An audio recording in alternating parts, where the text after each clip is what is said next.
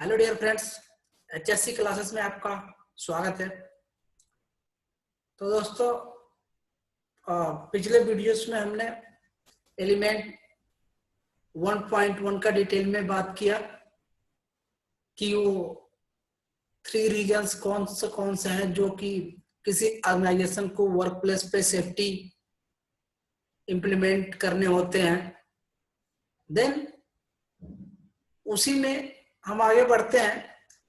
Element 1.2 में देखेंगे regulating health and safety.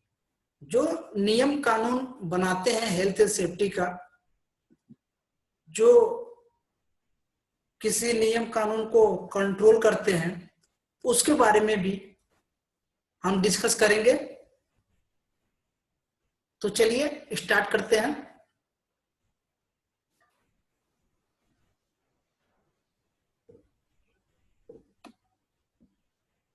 The legal reason for managing workplace health and safety relates to the framework of laws that govern the conduct of business and organizations.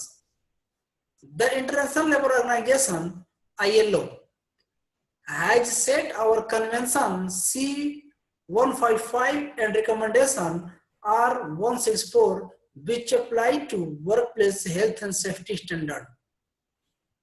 International Labour Organization ने अपने rule में उन्होंने C-155 and recommendation R-164 में health and safety standards के बारे में explain किया है, जिसमें एम्प्लॉयर की रिस्पॉन्सिबिलिटीज, वर्कर्स के रिस्पॉन्सिबिलिटीज और राइट्स का डिटेल्ड में एक्सप्लेनेशन किया है आईएलओ ने। हम इसमें भी पढ़ेंगे एम्प्लॉयर की क्या रिस्पॉन्सिबिलिटी है, वर्कर्स की रिस्पॉन्सिबिलिटी क्या है और उनके राइट्स क्या है। Most countries and region have established legal standard that meet or exceed the minimum standard set out in C-155 and R-164। बहुत सारे देश में, बहुत सारे कंट्री में लीगल स्टैंडर्ड आईएलओ को मीट करने के लिए उसके अलग अलग नियम है, और उसको मीट करने के लिए C-155 एंड R-164 स्टैंडर्ड के हिसाब से लीगल को मीट करते हैं।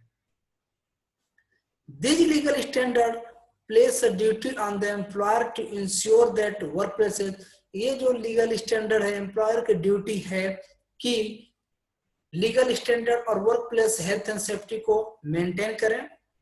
Work activity and work equipment and substances are so far as reasonably practicable, safe and without risk to health. C-155 and R-164 में एक्सप्लेनेशन किया गया है आईएलओ के रूल में कि ये एम्प्लॉयर की जिम्मेदारी है कि safe and healthy work place provide कराए और अच्छा इक्विपमेंट प्रोवाइड कराए और safe and without risk to health, इस तरह का वर्क प्लेस और कार्य इक्विपमेंट प्रोवाइड कराए। The legal standard also place a duty on workers to look after their own health, own and other people's health and safety. Legal standard में ILO ने workers की भी ड्यूटी दिया है और उनको ये भी दिया गया है कि अपने साथ साथ जो आसपास आपके साथ में जो भी वर्कमैन काम कर रहा है उसके भी हेल्थ एंड सेफ्टी का ध्यान रखना है। Failure to comply with the legal standards may lead to enforcement action by the authorities, prosecution through a country criminal courts. Successfully prosecution usually results in a fine but may result in imprisonment. यदि ILO के जो नियम कानून है, यदि उसको आप fail कर मतलब अप्लाई नहीं करते, यदि फेल हो जाते हैं उसके रूल्स और रेगुलेशन को, तो आपके ऊपर लीगल एक्शन होगा, क्रिमिनल कोर्ट द्वारा केस चलेगा और केस जो सक्सेसफुली यदि कोई जीत जाता है तो मे रिजल्ट इन इम्प्रिजनमेंट, और जो इम्प्लीमेंट नहीं करवाता है एम्प्लॉयर उसको जेल हो सकता है। लीगल स्टैंडर्ड नहीं मेंटेन करने के कारण उनको जेल हो सकता है। Work related injuries may result in compensation being paid to the victim. Work related जो इंजरी है उसके कंपेंसेशन विक्टिम को पे करना होता है। इन सब countries this is achieved by legal action through the civil code. ये जो है बहुत सारे कंट्री में रूल है, इसको कोर्ट से केस करके या उसके थ्रू लीगल एक्शन जो भी प्रक्रिया है पूरा करने के बाद ही विक्टिम को दिया जाता है।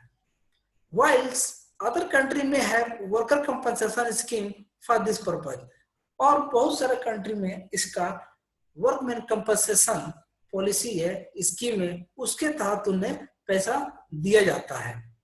जब किसी विक्टिम को चोट लगता है तो बहुत सारे कंट्री में एक लीगल एक्शन होता है, लीगल तरीके से उसको पैसे दिए जाते हैं। बहुत सारे कंट्री में जैसे कि WC पॉलिसी हो गया, स्कीम हो गया, उसके पर्पज के हिसाब से उसे विक्टिम को पैसा दिया जाता है ना।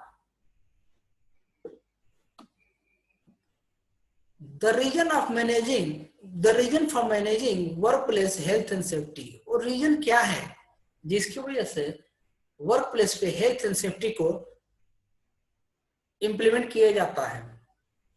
The legal reason for managing health and safety relates to the framework of international and national laws which govern the conduct of business and organizations. हर एक देश के लिए, हर एक कंट्री के लिए अपने अलग अलग work place health and safety के नियम है, फ्रेमवर्क, स्टैंडर्ड ढांचा है, जो कि किसी भी बिजनेस और ऑर्गेनाइजेशन में वो इम्प्लीमेंट होता है। Most countries have laws that set standard for how organizations should conduct themselves with regard to the management of health and safety risk. बहुत सारे कंट्री में अपने स्टैंडर्ड है ऑर्गेनाइजेशन को कि कैसे उसे कंडक्ट किया जाए regarding to management of health and safety risk को। Failure to achieve the legal minimum standard, जो मिनिमम लीगल स्टैंडर्ड फेल होने पर can lead to enforcement action, उसके ऊपर लीगल एक्शन हो सकता है by the authorities of prosecution before the courts. Successful precaution can lead to fine and to make countries to improvement of the individual concern. The international framework, एक international जो ढांचा है standard, उसके बारे में हम देखेंगे। There are no truly global laws governing work place, ऐसा कोई ग्लोबल कोई नियम नहीं है work place health and safety के लिए। Most countries have their own law, बहुत सारे कंट्री का जो है अपना खुद के नियम है। Developed over the years to tackle their own issues and concern, वो अपने देश के इशू और कंसर्न खुद हैंडल करते हैं। However countries often end up adopting similar basic approaches to protect the health and safety of their people.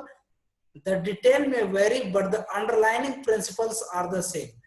Details जो कि है वेरी कर सकता है, लेकिन मैक्सिमम जो स्टैंडर्ड्स हैं वो ग्लोबली पूरा इम्प्लीमेंट होता है। A key player in the area of international legal standard in health and safety in the International Labour Organization (ILO), which is an agency of the United Nations. जो United Nation है वहां पे इसका ILO का head office है। Most countries are member of the ILO, बहुत जो सारे कंट्री है वो ILO के मेंबर हैं। The two primary outputs of the ILO are convention and recommendation, this set international legal standard. दो ऐसे हमारे पास प्राइमरी आउटपुट्स हैं, जैसे हमने पढ़ा C155 and recommendation 164, this set international legal standard. ये जो C155 और 164 है, ये क्या करते हैं, work place health and safety के लीगल स्टैंडर्ड सेट करते हैं। Convention and recommendation can form the basis of detailed legislation in each member country, the result being that basic minimum health and safety standards are adopted. Convention recommendation can form the basis of detail। जब आप पढ़ेंगे C155 R164, उसमें detail legislation के बारे में बताया गया है, मेंबर कंट्री के बारे में उसमें बताया गया है कि basic minimum health and safety standards are kept. कम से कम जो मिनिमम सेफ्टी स्टैंडर्ड है उसको आपको इंप्लीमेंट करने होते हैं। The detail provisions will still vary, detail provision जो है कंट्री वाइज वेरी कर सकता है। As each member state implement the standard in nationally appropriate way. In 1981, the ILO adopted the Occupational Safety Health and Convention C-155। 1981 में ILO ने occupational health and safety को implement किया, अपने मतलब adopt किया। This describes a basic policy for health and safety at both the national level and the level of individual organization। 1981 में ILO ने C-155 और 164 में वर्कप्लेस हेल्थ एंड सेफ्टी का जिक्र किया कि मिनिमम जो लेवल है नेशनल लेवल या इंडिविजुअल किसी ऑर्गेनाइजेशन में इंप्लीमेंट किया जाना चाहिए।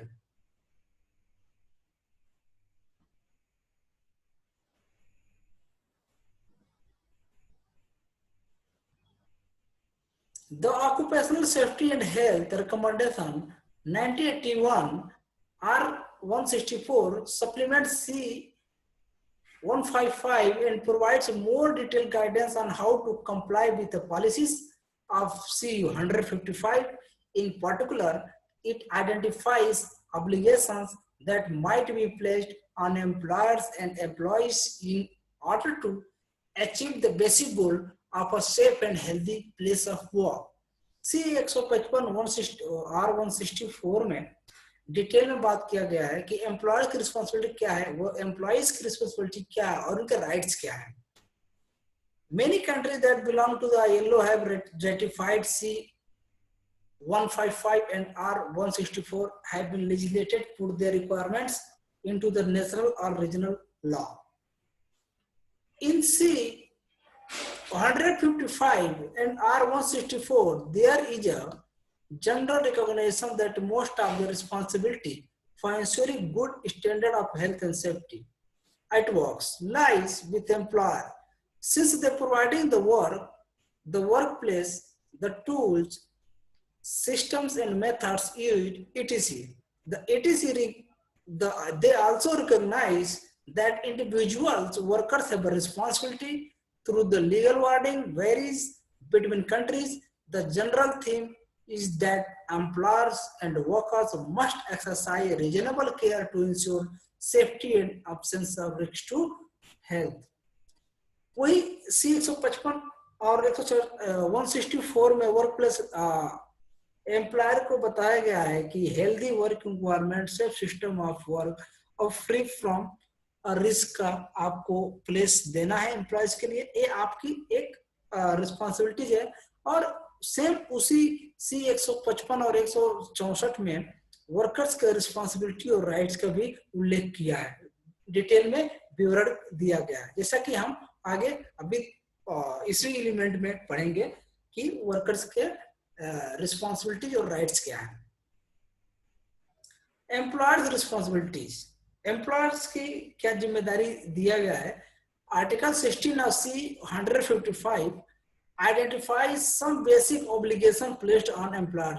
कुछ जो रूल है एम्प्लॉयर्स के लिए बनाया गया है जो C-155 में बताया गया है। To ensure that, employer ensure करेगा the work place machinery equipment and process under their control are safe and without risk to health.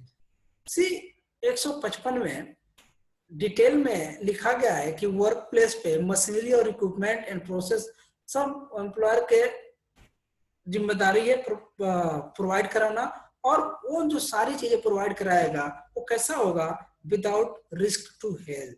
वहां पे प्रॉपर सेफ्टी के इक्विपमेंट लगे हुए हो। Same to ensure that the chemical, physical and biological substances and agents under their control are without risk to health. जो employer ensure करेगा chemical, physical and biological substances जो है उसके कंट्रोल में हो, और जो आदमी काम करेगा वो कैसा हो, without risk to health.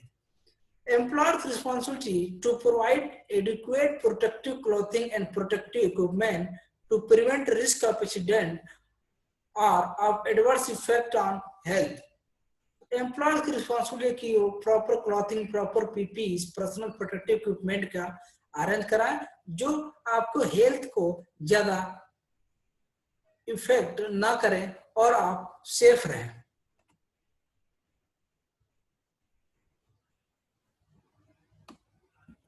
Source 100C55 occupational safety and health convention 1981 abbreviated copyright International Labour Organization 1981 का एक कॉपीराइट में बताया गया है। These duties are very generally worded in the convention. R164 expand on what they might mean in practice. It identifies some practical obligation to meet the objective of Article 16 of C 155.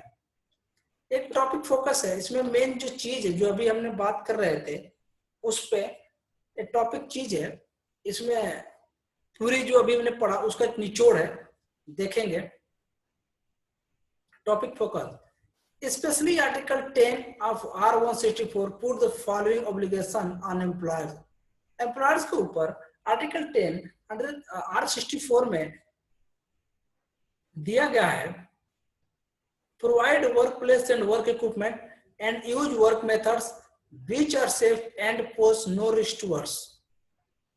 Article 10 में लिखा गया है employers के लिए कि provide work place and equipment, जो work place और equipment employer के द्वारा प्रदान करनी है, सेफ जो मेथड है WMS बोलते हैं जिसे वर्क मेथड स्टेटमेंट, वो एम्प्लॉयर के द्वारा प्रोवाइड करवाना है।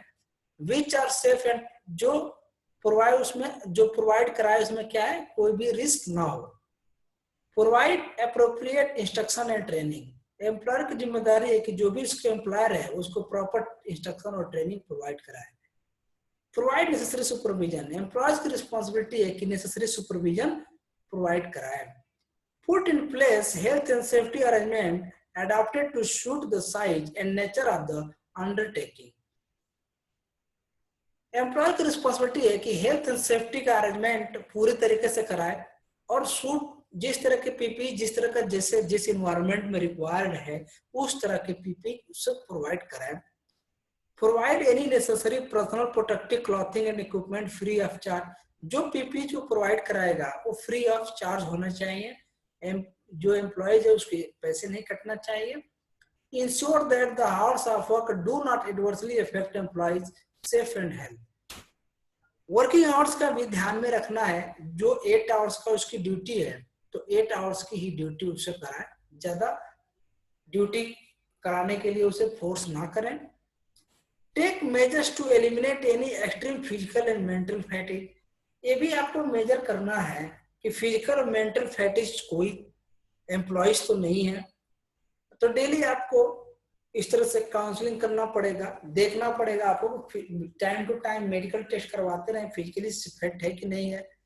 मेंटल फैटिग कैसे चेक करोगे आप?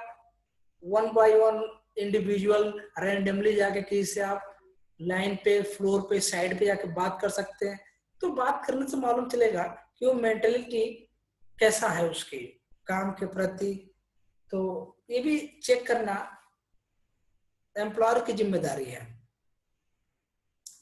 Stay up to date with knowledge in order to comply with the above, और ये सारी चीजें जो भी है एम्प्लॉयर के हिस्से में, वो उसकी जिम्मेदारी है कि इसके बारे में वो अप टू डेट रहे। जो इम्प्लीमेंट किया जा रहा है, जो चीज लीगल स्टैंडर्ड है, वो क्या वो लीगल क्राइटेरिया मीट कर रहा है या इम्प्लीमेंट हो रहा है, ये किसकी जिम्मेदारी है? एम्प्लॉयर की जिम्मेदारी है। In this way the responsibility are placed directly on the employer, इस तरह से डायरेक्टली एम्प्लॉयर की जिम्मेदारी बढ़ जाती है। However it is also recognized that individual workers have a critical part to play in keeping workplace safe, so workers are also given duties। इस तरह से जो जितने हमने ऊपर पढ़ा, इस तरह से पूरी जो जिम्मेदारी है एम्प्लॉयर के ऊपर चले जाता है, लेकिन ILO ने वर्कर्स के ऊपर भी कुछ जिम्मेदारी और उनको भी कुछ राइट्स दिए हैं। तो उनकी क्या जिम्मेदारी और राइट्स है वो भी हम देखेंगे, एम्प्लॉयज की भी क्या रिस्पॉन्सिबिलिटीज और राइट्स है वो भी देखेंगे। देन देखते हैं workers responsibilities and rights, workers की जिम्मेदारी और उनके अधिकार। आर्टिकल 19 इनके लिए आर्टिकल एम्प्लॉयर का तो रिस्पॉन्सिबिलिटी दिया ही है आईएलओ में, बट इन्होंने आर्टिकल 19 में भी C-155 में वर्कर्स की रिस्पॉन्सिबिलिटी के बारे में बात किया है। State that all workers and their representative have to cooperate with their employer so that they can fulfill their safety obligation. ये वर्कर की जिम्मेदारी है कि अपने एम्प्लॉयर के साथ कोऑपरेट करे ताकि वो अच्छे तरीके से जो सेफ्टी रूल्स एंड रेगुलेशन के नियम कानून जो कायदे हैं उसको फॉलो किया जा सके। R-164 provides more detail on the general duty.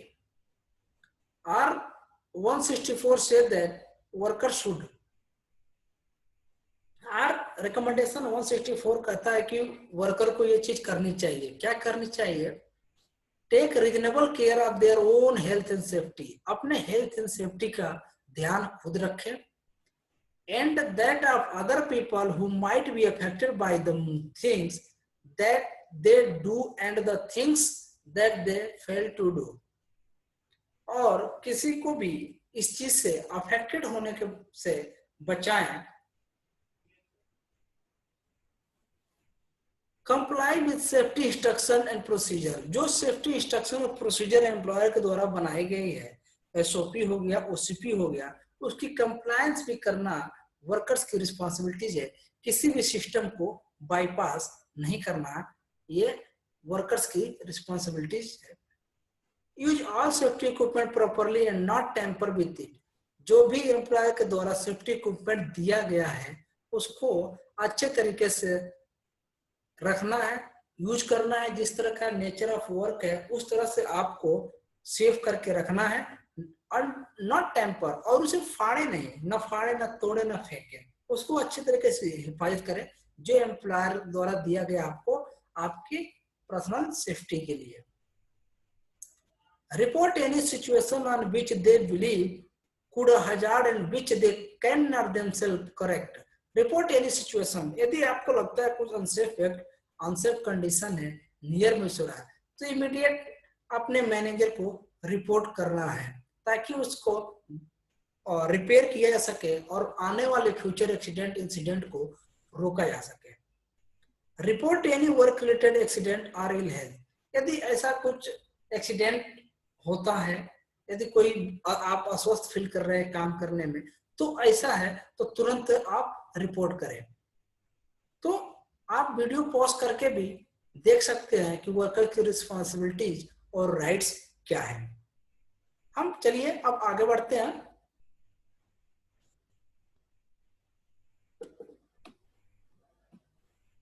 The convention and recommendation not only put a duty on workers but also give those workers rights. केवल उनके लिए जो कन्वेंशन और रिकमेंडेशन है उन्होंने केवल वर्कर्स की रिस्पॉन्सिबिलिटी नहीं, उन्हें कुछ अधिकार भी दिए हैं। In addition to the basic right to safe workplace, Article 19 of C-155 give workers the following rights. Article 19 C-155 workers के कुछ राइट है, देखेंगे क्या क्या वर्कर्स के राइट है। The right to be provided with adequate information on actions the employer has taken to ensure occupational health and safety. occupational health and safety पे proper क्या अरेंजमेंट है एम्प्लॉयर के द्वारा, वो डायरेक्ट जा करके एम्प्लॉयर से पूछ सकते हैं। The right to the necessary training in occupational safety and health, वो उनकी राइट है, उनका अधिकार है कि जो नेसेसरी ट्रेनिंग है, जो नेचर ऑफ जॉब है, जिस तरह का वो काम करते हैं उस तरह की ट्रेनिंग प्रोवाइड कराना एम्प्लॉयर की जिम्मेदारी है। यदि ट्रेनिंग नहीं प्रोवाइड किया जा रहा है तो वर्कर डायरेक्ट एम्प्लॉयर से बात कर सकते हैं कि हमें इस चीज की ट्रेनिंग की जरूरत है। इतनी राइट्स उन्होंने आर्टिकल 19 और C-155 में वर्कर्स के लिए दिया गया है। The right to be consulted by the employer on the matters of occupational safety and health relating of their work. The right to be consulted, वो एम्प्लॉयर से बात कर सकते हैं, कंसल्ट कर सकते हैं कि ऑक्यूपेशनल हेल्थ एंड सेफ्टी के मैटर पे कि और कैसे हेल्थ एंड सेफ्टी को हम इम्प्रूव कर सकते हैं. The right to leave a workplace which the work has reason to think presents in imminent and serious danger to their life or health and not to be complied to return until it's safe. Workers की एक और बड़ी जिम्मेदारी है कि यदि जहां पर वो वर्कर काम कर रहा है, यदि वहां पर उसे लगता है कि कुछ खतरा है और अभी तक जो उसकी एनसी है, जो खतरा है उसको हटाया नहीं गया और वहां पर लगता है वर्कर को चोट लग सकता है, तो वहां पे किसी को बिना बताए, किसी से पूछेगा नहीं, वो तुरंत तो काम छोड़ करके और सेफ प्लेस पे चला जाएगा. जब तक नहीं वो काम पर वापस नहीं आएगा, जब तक उसकी जो क्वायरी है अनसेफ एक्ट जो कंडीशन है उसको जब तक हटा नहीं दिया गया हो, किसी मशीन का सेंसर गार्ड नहीं जब तक नहीं लग जाता है तब तक वो वापस काम पर नहीं आएगा. इतनी जो राइट्स हैं सी 155 में आर्टिकल 19 में वर्कर्स के लिए उल्लेख किया गया है.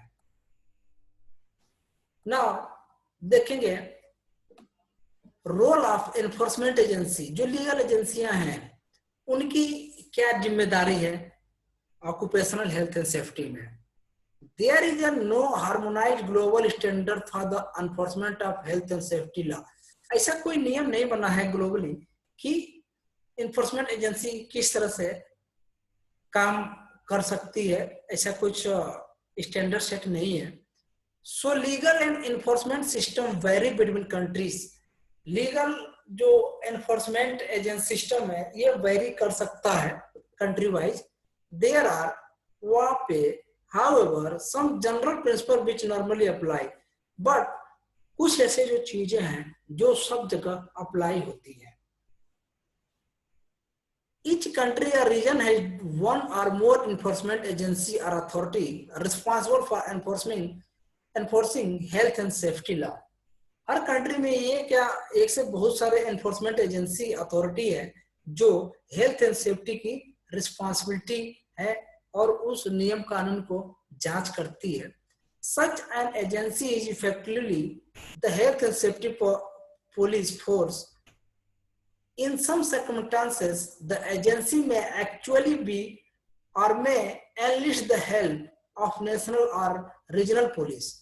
This agency often provide advice, investigate workplace accident, take formal enforcement action to force employers to comply with the law and start criminal proceedings against person or organization they believe have committed offense.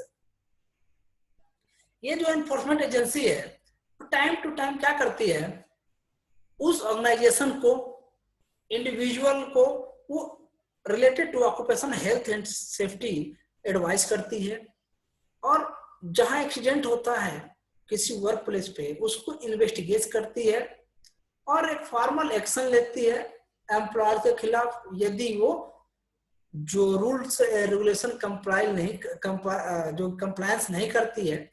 The law and start criminal procedure, और उसके खिलाफ criminal case चलाते हैं, चाहे वो आदमी हो या कोई ऑर्गेनाइजेशन हो जो नियम का वायलेट करते हैं उनके खिलाफ क्या करते हैं, लीगल एक्शन होता है. Many countries have a separate fire authority with a role in enforcing fire safety legislation and are advising employers. बहुत सारे कंट्री में जो फायर अथॉरिटी है वो कंपनियों को, इंडिविजुअल और ऑर्गेनाइजेशन को बहुत सारा एडवाइस प्रदान करती है लीगल स्टैंडर्ड के हिसाब से और उन्हें अलग से क्या है अथॉरिटी है कि हर एक ऑर्गेनाइजेशन को एडवाइस करना. इन सम कंट्रीज, कुछ देशों में insurance companies fulfil a major role in enforcing safety by carrying out inspection and audits on a regular basis. कुछ कंट्री में जो इंश्योरेंस कंपनियां हैं, जिस कंपनी से इंश्योरेंस लेते हैं, वो सेफ्टी ऑडिट उस ऑर्गेनाइजेशन का वो खुद करती हैं. This can help her to improve standards. Either the insurance company can demand increased insurance premium or refuse to provide insurance cover at all unless standards are improved. यदि आपके factory प्रोमाइसेस में legal standard के हिसाब से यदि जो भी compliances पूरा नहीं है, तो जो इंश्योरेंस कंपनियां हैं वो प्रीमियम देने से मना कर सकती हैं, या जो प्रीमियम का जो रेट है वो हाई करके आपको देंगी। लेकिन बहुत सारे कंट्री में जहां पर इंश्योरेंस जो कंपनी प्रोवाइड करती है वो खुद अपने बंदे भेजकर वो प्लांट की हेल्थ एंड सेफ्टी ऑडिट करवाती है, तब जाके वो किसी कंपनी को हेल्थ एंड सेफ्टी की वो प्रीमियम इंश्योरेंस देती है। Consequences of non-compliance, एक नया और टॉपिक है, Consequences of non-compliance। यदि नॉन कंप्लायंस नहीं करते हैं तो क्या हो सकता है, तो उसके बारे में हम देखेंगे। A breach of health and safety legislation is usually a criminal offense। यदि हेल्थ एंड सेफ्टी के नियम का बाईपास करते हैं तो डायरेक्ट आपको कहा जाएगा क्रिमिनल ऑफेंसेस होगा। Wherever you are in the world, जहां कहीं भी आप हो, failure to meet legal standard might lead to, यदि आप लीगल स्टैंडर्ड फेल कर जाते हैं तो हो सकता है a breach of health and safety legislation is usually a criminal offence. Health and safety में कुछ भी वायलेशन होता है तो सीधे क्रिमिनल ऑफेंसेस का जो भी एक्ट है वो लगता है। wherever you are in the world, आप दुनिया में कहीं भी हो। Failure to meet legal standard might lead to formal enforcement action. An enforcement agency might force an employer either to make an improvement within the workplace within a given time period। देखिए यदि fail होते हैं तो आप उसके पास organisation के पास factory के पास एक नोटिस आएगा, उसमें टाइमलाइन दिया होगा, इस टाइमलाइन में आपको सारी चीजें फुलफिल करना है, और to stop carrying out high risk activities altogether until improvements are made, या जो हाई रिस्क एक्टिविटीज है आप पूरी प्रोसेस को बंद कर दें जब तक अच्छे तरीके से आप इंप्रूव नहीं कर पाते हैं। Failure to comply with formal enforcement action is usually considered to be an offence in itself. Prosecution of the organization in the criminal courts, successfully prosecution might result in punishment in the form of a fine। जो court में उसे criminal courts में यदि उस comply नहीं करता है, नियम कानून फॉलो नहीं करता है, तो उस केस में उसको कोर्ट द्वारा फाइन और पनिशमेंट दोनों दिया जा सकता है। Prosecution of individual such as directors, managers and workers, successfully prosecution might result in punishment in the form of a fine and or imprisonment।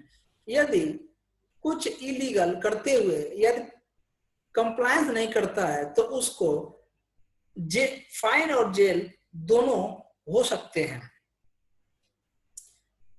As well as the criminal law consequences, there is also the matter of compensation of workers and others injured by a workplace accident. Depending on the region, country, concerned thing might involve the worker। इसमें criminal law में हो सकता है कि जो worker का compensation हो, workers injured हो, उसके ऊपर डिपेंड करता है किस तरह किस रीजन में किस कंट्री में कैसा रूल है। Taking legal action against their employer के खिलाफ लीगल एक्शन हो सकता है। And having to prove their employer had been neglect and was therefore to blame for their injury, और वो क्या है, एम्प्लॉयर बोल सकता है कि उस जो किसी वर्कर का चोट लगता है तो एम्प्लॉयर बोल सकता है उसकी लापरवाही की वजह से उसको चोट लगी है। Claiming compensation from national or regional compensation scheme with no requirement to prove negligence or blame through the use of legal system. तो इस तरह से कुछ नॉन कंप्लायंस का कुछ एग्जांपल्स हैं जो आप देख सकते हैं। यदि कंप्लायंस नहीं हुआ तो डायरेक्ट क्रिमिनल केस जो है एम्प्लॉयर के ऊपर चलेगा। अगर इंटरनेशनल स्टैंडर्ड क्या बोलते हैं उसके बारे में हम देखेंगे।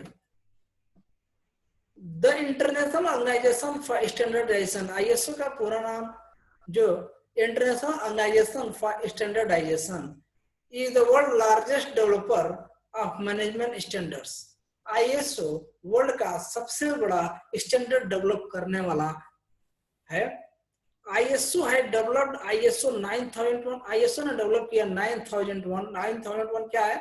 The quality management system standard है। And ISO 14001 14001 the environment management system है, EMS।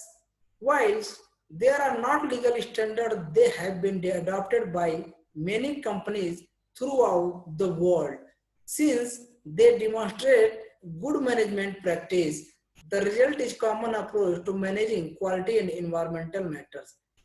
बहुत सारे जो कंपनी है उन्होंने आईएसओ सर्टिफिकेशन ले रखा है कि जो इंटरनेशनल लीगल स्टैंडर्ड है उसको वो कंपनियां फॉलो कर रही हैं। जैसे कि 9001 क्वालिटी मैनेजमेंट सिस्टम, वो अपने प्रोडक्ट की क्वालिटी स्टैंडर्ड इंटरनेशनल लेवल की जो स्टैंडर्ड क्वालिटी वो फॉलो करती है। 14001 जो स्टैंडर्ड आईएसओ का स्टैंडर्ड है जो इंटरनेशनल लेवल पे उसका इम्प्लीमेंट करते हैं। There is an international recognised standard for health and safety management. एक इंटरनेशनल लेवल पे आईएसओ ने हेल्थ एंड सेफ्टी मैनेजमेंट के लिए डेवलप किया है। पहले ये आईएसओ नहीं था। The ISO standard ISO 45001 occupational health and safety management system is compatible with other management system standards such as ISO 9001 and ISO 14001। पहले आईएसओ जो एक इंटरनेशनल स्टैंडर्ड था, आईएसओ नहीं था।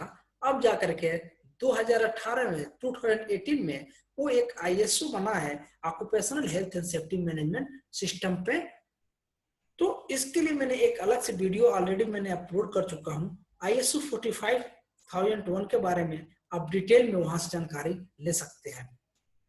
At a technical level, ISO has been responsible for developing health and safety standard to which machinery etc. Technical level की बात करें तो आईएसओ की जिम्मेदारी है कि हर एक मशीन पे किस तरह के मशीनरी गार्ड्स, किस तरह की क्या सेफ्टी रिक्वायरमेंट है, किस तरह की गाइडलाइन प्रोवाइड कराना आईएसओ का काम होता है। Should confirm example ISO 12100 safety of machinery, जो 12100 है वो safety of ISO safety of machinery के ऊपर है। As compliance with this recognised ISO international standard demonstrate safety, the national legislation often refers to them. जो इस तरह के आईएसओ रूल है उस पे रेफर किया जाता है। सोर्स ऑफ इंफॉर्मेशन, आप और ज्यादा इसके बारे में जानकारी कहां से ले सकते हैं? Information on national standard can be obtain from the relevant national regulatory bodies who publish guidance document which provide information on the legal standard required. Many of the regulatory bodies have website which are valuable sources of information such as, जो नीचे website दिया गया है उस website में आप information ले सकते हैं, जैसे कि health and safety executive HSC in the UK www.hsc.government.uk। Occupational safety and health administration ओसा के बारे में आपको जानना है तो www.osa.government.in पे आप जाकर देख सकते हैं। यदि European agency health and safety के बारे में आपको जानना है तो ओसा euro.pa.eu पे जाकर के आप सर्च मार के ज्यादा डिटेल में बात कर सकते हैं। इससे हम उसी तरह ऑस्ट्रेलिया की बात करें तो www.commerce.worksafe पे आप जाकर के अच्छे तरीके से देख सकते, पूरी डिटेल में जानकारी ले सकते हैं। देन स्टडी क्वेश्चन, कुछ क्वेश्चंस है जो अभी हमने पढ़ा उसके बारे में कुछ क्वेश्चन है आप देख सकते हैं। Identify 3 of the legal duty that employer has to comply with। 3 ऐसे कार्य, एम्प्लॉयर के 3 ऐसे कार्य बताएं जो लीगल ड्यूटीज है एम्प्लॉयर की। प्रोवाइड, जैसे कि provide work place, provide safe system of equipment, provide training, ये सारी जो है एम्प्लॉयर की रिस्पॉन्सिबिलिटीज है। आप अपने कॉपी और पेन लेकर उस पर होमवर्क करें, लिखने की प्रैक्टिस करें। Identify 2 of the legal duty that a worker has to comply with। जो 2 लीगल वर्कर का ड्यूटी है उसके बारे में आपको लिखना है। What are consequences for an employer of non-compliance with health and safety legal responsibility? Employer यदि कोई जो कि कंप्लायंस नहीं करता है, नॉन कंप्लायंस करता है, तो उसकी क्या लीगल एक्शन हो सकता है, उसका रीजन इसमें आपको लिखना है। तो आप कॉपी और पेन लेकर के आप प्रैक्टिस करें, ताकि IG1 में आपको लिखना पड़ेगा। जब हम एग्जाम्स के लिए जाएंगे तो वहां पे लिखना पड़ेगा। तो दोस्तों थैंक यू। यदि इससे और कुछ क्वायरी रिलेटेड, इससे रिलेटेड कुछ क्वायरी है तो आप मुझे कमेंट बॉक्स में लिख सकते हैं।